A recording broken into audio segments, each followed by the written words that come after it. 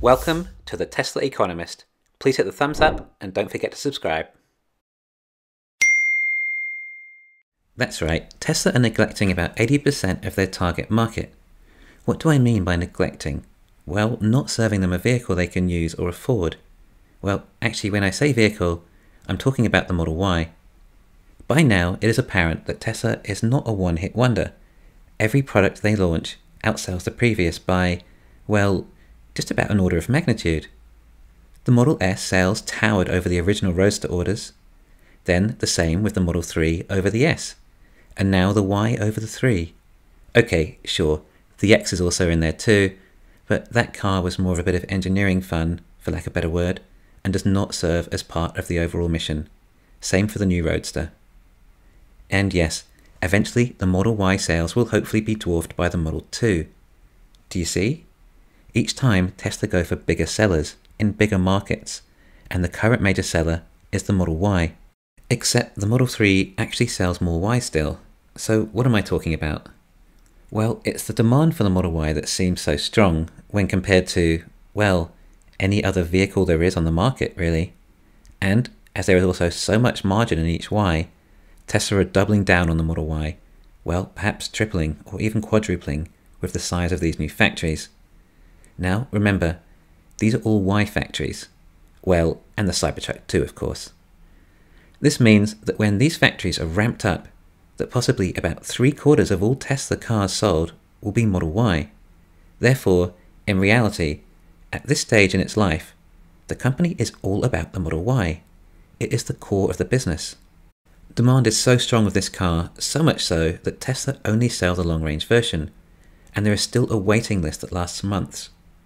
But when Tesla eventually flooded the market with something like 5 to 10 times as many Ys, will there still be enough demand? Of course, these new Model Ys will even be more coveted than the previous due to all the manufacturing upgrades. Well, if that is the case, then maybe there'll be enough demand for these Ys, or at least to start with. But a starting price of potentially around $55,000 is a lot for a car, for most people. Then how can Tesla expect to sell more of these than a Toyota Corolla at around $20,000? Yeah, I don't think it is sustainable. But that's okay, as I think Tesla are withholding potentially 80% of their market, implying that I'm saying the current Model Y could serve about 5 times as many customers. Which is good, as there are going to be about 5 times more Model Ys made. Great, what a relief. As there were going to be so many more Model Ys on the market, it might have eventually been hard to sell that many.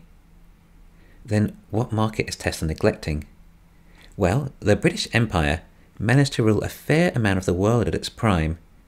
Every nation they ruled pretty much meant they had right-hand drive cars, as they drove on the left. Well, Tesla does not make any right-hand drive Model Ys. Well, at least not until now.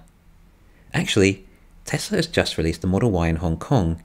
In Hong Kong, they do drive on the left-hand side.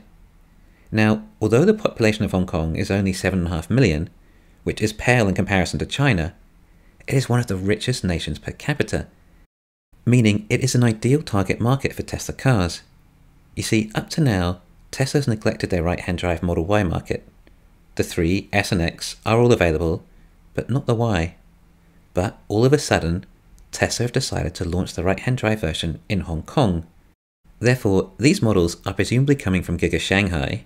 You might have thought that Tesla would wait until the Berlin factory is up and running before Tesla offer right-hand drive, but perhaps it's actually not that difficult to change the line over from left-hand drive to right-hand drive. Although now I think about it, this is highly possible the reason we saw the Model Y lines down in Shanghai in April, supposedly for 2 weeks. At least this seems like a very obvious reason to me if they were including a right-hand drive version standard range model. Now, although most nations do drive on the right, a lot of the nations that drive on the left happen to be developed nations with more affluent consumers, which means they're more likely to afford a Tesla.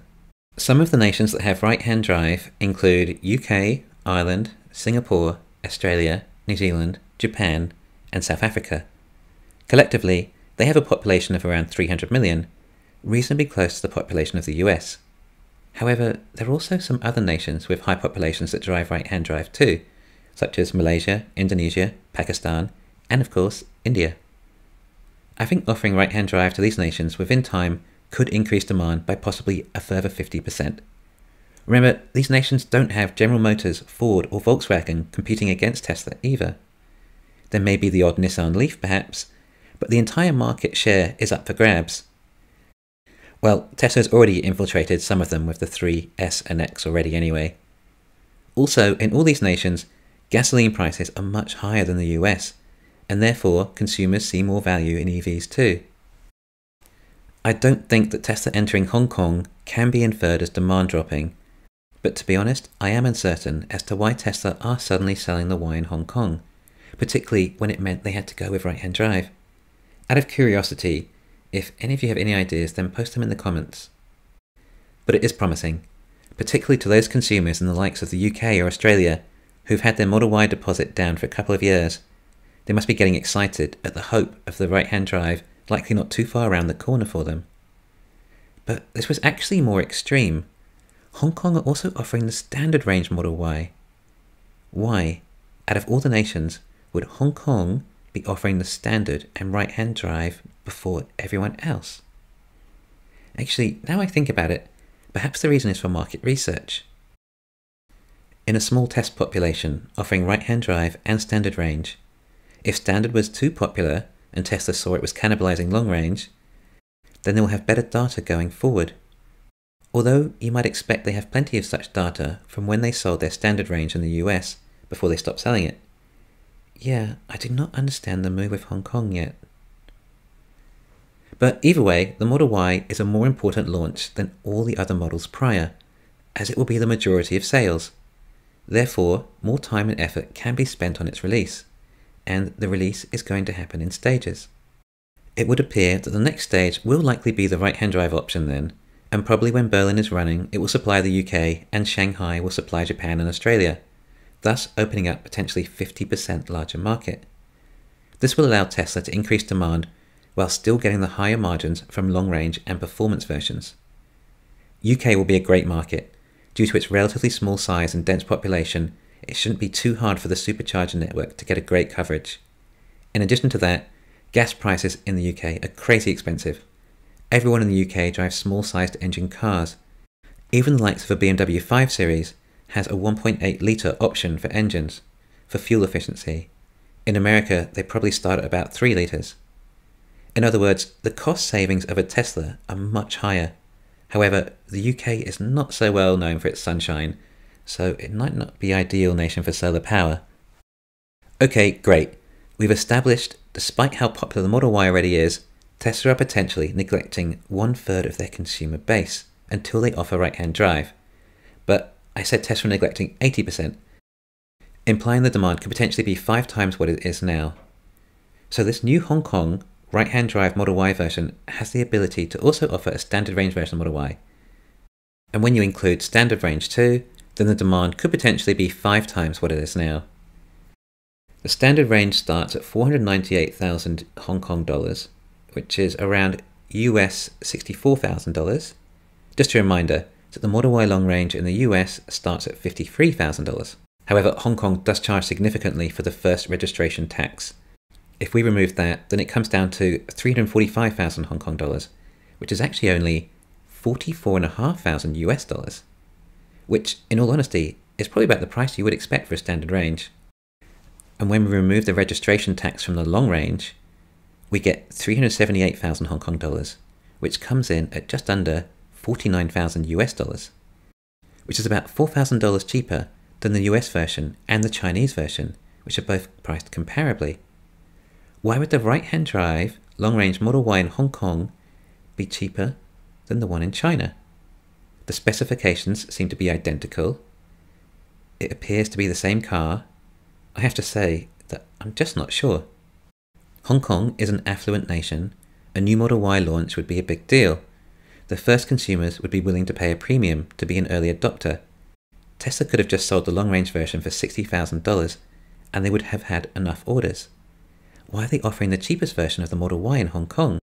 I have actually discussed the possibility of Tesla launching a standard range version of the Model Y previously. I thought that a medium range would probably be better though. My thought was that Tesla eventually need a lower price point for the Y to raise demand. If Tesla want the numbers they're expecting for the Y, then I think this price point is essential. I think around the mid $40,000 with an eventual slide to the lower 40s. My thoughts were that this could eventually be achieved with LFP batteries. Elon thinks 300 miles is possible on LFP batteries. With all the advances Tesla have made, then perhaps they can achieve this soon. And the long range could be 350 miles when they have 4680 batteries. The Hong Kong standard range has 280 miles of range, which isn't actually terrible, but that is WLTP. When I say range, I really only want to talk about EPA, as that is the most accurate. And if it's the same as the original standard range from Fremont, then it would come in at around 244 miles. I would say 280 WLTP closely resembles 244 miles EPA. In fact, when we compare the specs of the original standard range from Fremont, they seem identical to the one in Hong Kong. For those of you who don't recall, the standard range from Fremont used to cost $42,000. So the Fremont standard range used to be cheaper than the Hong Kong standard range. But the Hong Kong long range is cheaper than the Fremont long range. That's a little strange. In Fremont, the standard range was $8,000 cheaper than the long range. In Hong Kong, it's only $6,000 difference. Therefore, the Hong Kong long range doesn't seem to have been priced quite right. Again, is this just market research? Testing different price points with supply and demand in a small population? That's about all I can think of. Remember, this is meant to be the biggest selling car in the world. Tesla don't want to make any major mistakes, such as charging $1,000 less for every model. If they sold 1 million a year, then that would have made $1 billion difference in earnings. And Hong Kong and Singapore are likely the best target markets for this. It's something businesses do.